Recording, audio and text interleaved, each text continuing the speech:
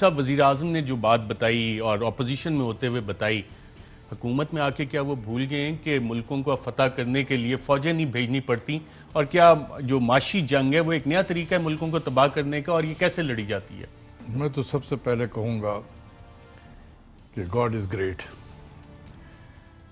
کہ ہمارے دونوں بڑے اہم تھے، ایک تو ملک کے وزیر اعظم بن گئے، دوسرے پلاننگ منسٹر ہیں، پھر فائنانس منسٹر بھی رہے، اور جو باتیں کی ہیں آج ایگزیکٹلی ہو بھی یہی رہا ہے۔ اور اس کا ایک ثبوت آپ کے سامنے اسٹیٹ بینک کا جو ایکٹ ہے، کیا ہے یہ بیسیکلی؟ اس ایکٹ کے اپنے ہاتھوں سے آپ اسٹیٹ بینک کو ایک ایسا ادارہ بنا رہے ہیں۔ ابھی آیا تو نہیں ہے، آنے کا کچھ سن رہے ہیں کہ لا رہے ہیں۔ کیبنٹ نے اس کی اپروول دے دی ہے، کیبنٹ نے اپروو کر دیا؟ جی، اب یہ پارلیمنٹ کیا میں اپروو کیا ہے کیبنٹ نے؟ جو امینڈڈ ورژن ہے اسٹیٹ بینک کے ایکٹ کا، یہ تیار کہاں ہوا ہے؟ آئی ایم ایف میں، واشنگٹن میں۔ کہاں پر آیا؟ اسٹیٹ بینک کو کیا کہا گیا کہ اس کو آپ نے اپروو کرانا ہے، یہ کنڈیشن ہے آئی ایم ایف کا۔ اور یہ آئی ایم ایف کے کنڈیشن میں ہمیشہ رہا ہے، جب بھی ہم آئی ایم ایف کے پروگرام میں گئے ہیں۔ یہ ہمارے زمانے میں بھی آیا تھا، لیکن جب میں ان سے بات چیت کرتا تھا تو یہ مجھے کنونس نہیں کر سکتے تھے، اس لیے یہ رہ گیا۔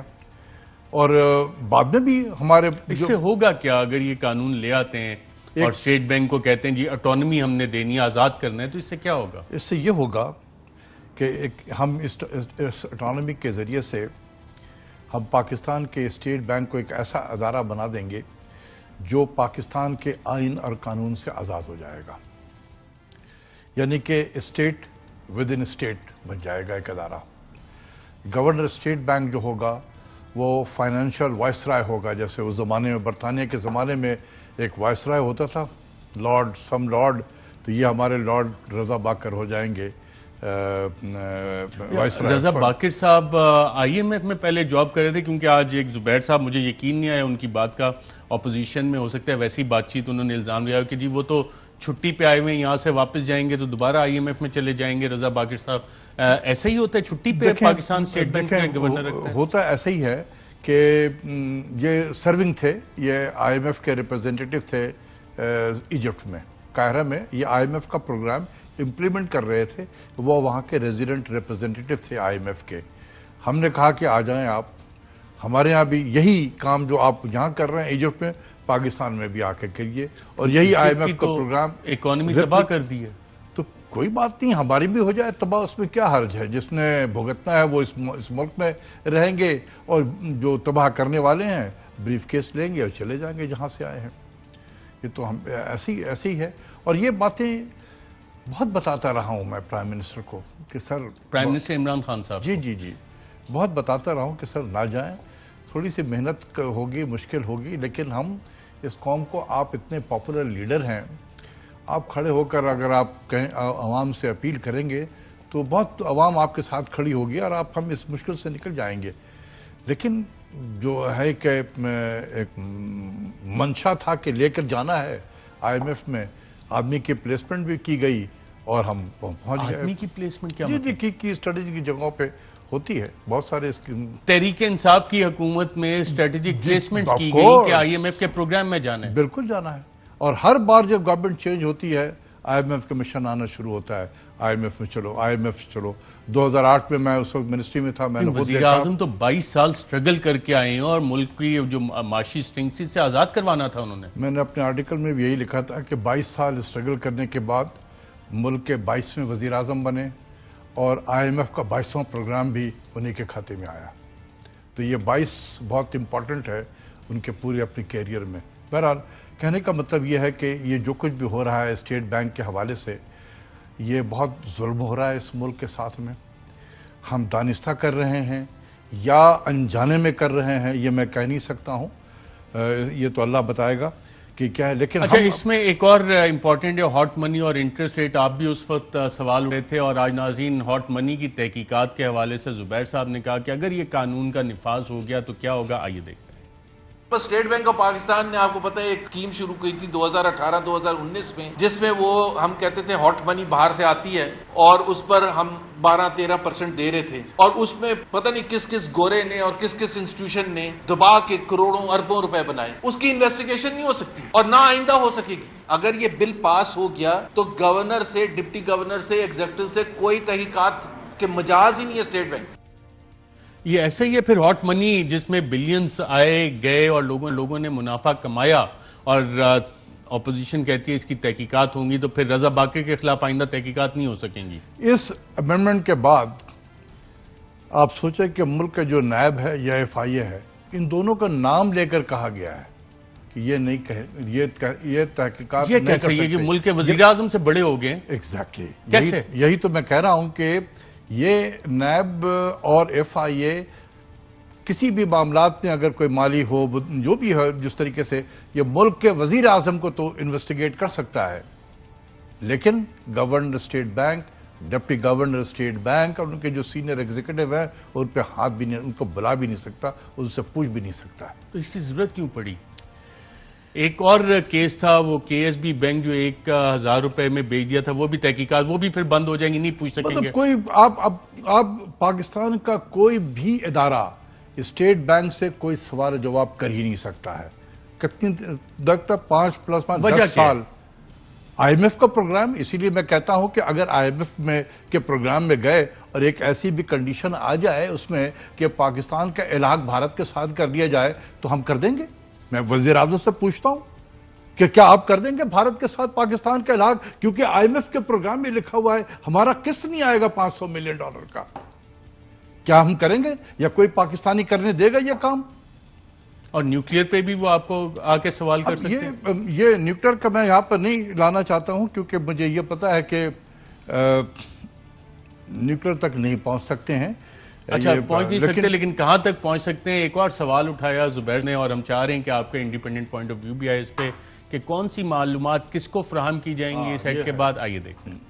اس قانون کے تحت اسٹیٹ بینک آف پاکستان معیشت کے حوالے سے جتنی بھی انفارمیشن ہے، چاہے وہ سیکرٹ ہے، کانفیڈینشیل ہے، وہ مجاز ہوگا I M F, world bank اور دوسرے انسٹیٹیوشنز کو دینے کے لیے. جو انفارمیشن بھی مانگیں گے، کوئی ایسی انفارمیشن نہیں ہے جو وہ کہہ سکیں گے کہ جی ہم آپ کو نہیں دے سکتے کیونکہ یہ پاکستان کا اسٹیٹ سیکرٹ ہے، یہ کانفیڈینشیل انفارمیشن ہے، یہ انفارمیشن ہم حکومت پاکستان میں بھی سب کے ساتھ نہیں شیئر کر سکتے. کئی ایسی انفارمیشن ہوتی ہے جو کابینہ کے سامنے بھی نہیں آتی، وہ صرف چند لوگ جس طرح وزیر خزانہ ہے، وزیر اعظم ہے اور 2-4 اور لوگ ہوتے ہیں جن کے ساتھ آپ شیئر کر سکتے ہیں. اب یہاں یہ کہہ رہے ہیں کوئی بھی انفارمیشن مانگیں گے، جب بھی مانگیں گے مجاز ہوگا state bank of Pakistan I M F کو بھی، ورلڈ بینک کو بھی، صرف ان 2 انسٹیٹیوشن کو نہیں، ساتھ میں یہ بھی ہے اور سملر انسٹیٹیوشنز. ناظرین میں اس کا اب سوال دوبارہ ذرا ریفریش کرتا ہوں. غلام اسحاق خان صاحب سیکرٹری جنرل فائننس بھی تھے اور پاکستان کے جو اسٹریٹجک ویپنز کے پروگرام ہیں اس میں ان کی کافی کنٹریبیوشن ہے اور مالی معاملات سارے وہ دیکھتے جو کہ انتہائی کانفیڈینشیل سیکرٹ ہوتے تھے.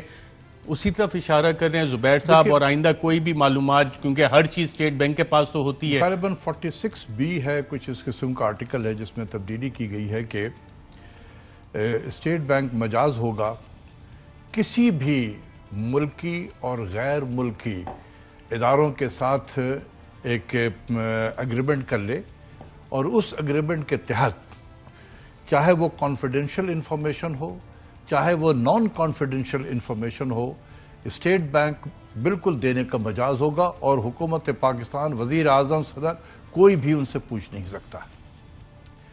تو یہ دیکھیں اس قسم کی چیزیں نہیں ہونی چاہیے. اور میں آپ کو بتاؤں کہ یہ کس لیے یہ کیا گیا ہے، اس کی ٹائمنگ میرے نزدیک بہت اہم ہے.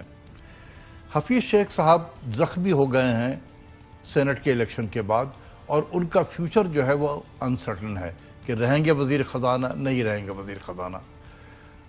آئی ایم ایف نے سوچا کہ چیف جسٹس صاحب نے بھی کہا ہے کہ شکست کے بعد تو ہٹ جانا چاہیے پارلیمنٹری، اسی لیے میں کہہ رہا ہوں کہ ڈیموکریسی ہے. میں ٹیکس ڈائریکٹری میں ڈھونڈ رہا تھا، ابھی تک ان کا مجھے وہ ٹیکس فائلنگ ملی نہیں ہے کہیں. اسی لیے میں کہہ رہا ہوں کہ آئی ایم ایف اگر ہے تو حفیظ شیخ صاحب کو بھیج دینی چاہیے. آئی ایم ایف نے یہ سوچا کہ یہ ہمارا بندہ جو ہے ساڑھا بندہ یہ کہیں دائیں بائیں نہ ہو جائے تو اس کے رہتے رہتے یہ کام کروا لو. آئی ایم ایف کا بندہ کہیں دائیں بائیں نہ ہو جائے. آپ کہہ رہے ہیں کہ مطلب اگر یہ ہٹا آئی ایم ایف کے ریپرزینٹیٹیو ہیں پاکستان، مطلب وہیں سے ہے نا، سب دونوں گورنر دونوں وہیں سے ہیں ایک طریقے سے. تو اگر اب تو پاکستان میں رہیں گے نا، اب انہوں نے کدھر جانا ہے؟ ارے جس دن ختم ہوگا نیکسٹ ڈے آپ دیکھیں گے فلائٹ لیا اور دبئی پہنچ گئے. وہاں کا کاروبار ہے، بیوی بچے سارے باہر رہتے ہیں. یہ تو صرف اس طریقے سے ہیلی کاپٹر سے اترتے ہیں، جتنا خراب کرنا چیزوں کو خراب کرو، جب کام ہو گیا واپس چلے جاؤ. یہ جو اکنامک ہٹ مین کا پرائم منسٹر جو بات کر رہے تھے، تو یہ کون ہوتے ہیں اکنامک ہٹ مین؟ ان کا کیا رول ہوتا ہے؟ یہی تو پرائم منسٹر ابھی جب اپوزیشن میں تھے جو بتا رہے تھے، بالکل صحیح بتا رہے تھے. تو حکومت میں آ کے کیا ہو جاتا ہے؟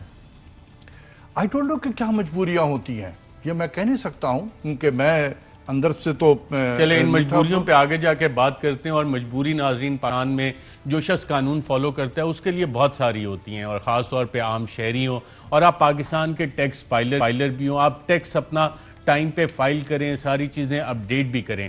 اب حال ہی میں ایف بی آر کی طرف سے یہ اعلان کیا گیا کہ جناب 31 مارچ تک تمام جو ٹیکس فائلرز ہیں اپنے پروفائل اپڈیٹ کر دیں ایف بی آر کے آئرس سسٹم میں، اور اس حوالے سے اپنا address, telephone number, I B N number, bank account number, electricity bill وغیرہ، وہ سارا کچھ.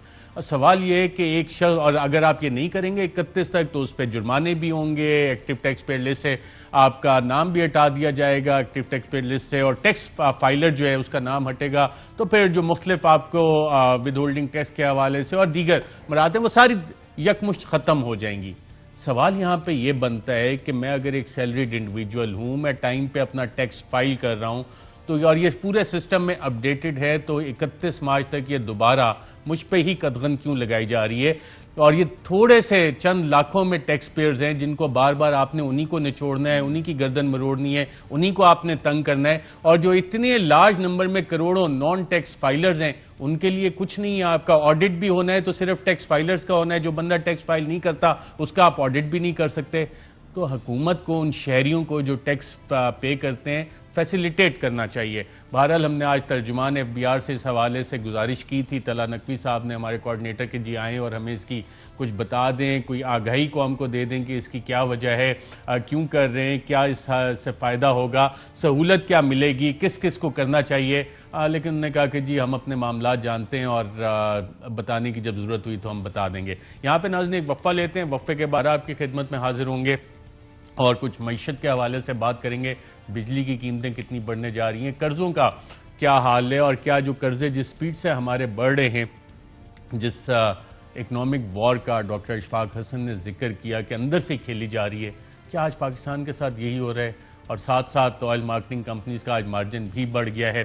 اور پیٹرولیم کمیشن کی رپورٹ اس کا کیا ہوا، منسٹریل کمیشن کمیٹی کی رپورٹ کا کیا ہوا، کیوں منظر عام پہ نہیں آ رہی، کس کو بچایا جا رہا ہے، کس کے کانفلکٹ آف انٹرسٹ کو کیا وزیر اعظم خود پروٹیکٹ کر رہے ہیں، جبکہ ان کے 4 وزراء نے باقاعدہ رپورٹ وزیر اعظم عمران خان صاحب کو دی ہے.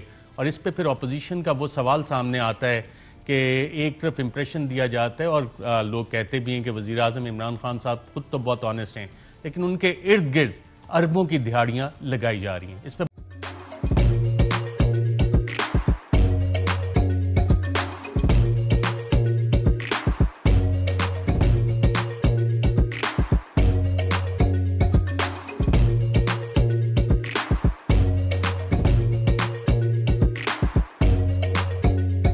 Instead of saving up for a new toy or a trip to Disney World, a 70-year-old بدلاً من توفير لعبة جديدة 来自阿拉巴马州的一名7岁女孩没有花 एक नए खिलौने या डिज्नी वर्ल्ड की यात्रा के लिए बचत करने के बजाय Alabama Anstatt für ein neues Spielzeug oder eine Reise nach Disney World zu sparen, hat Anstatt für un neus Spielzeug oder eine Reise nach Disney World zu sparen,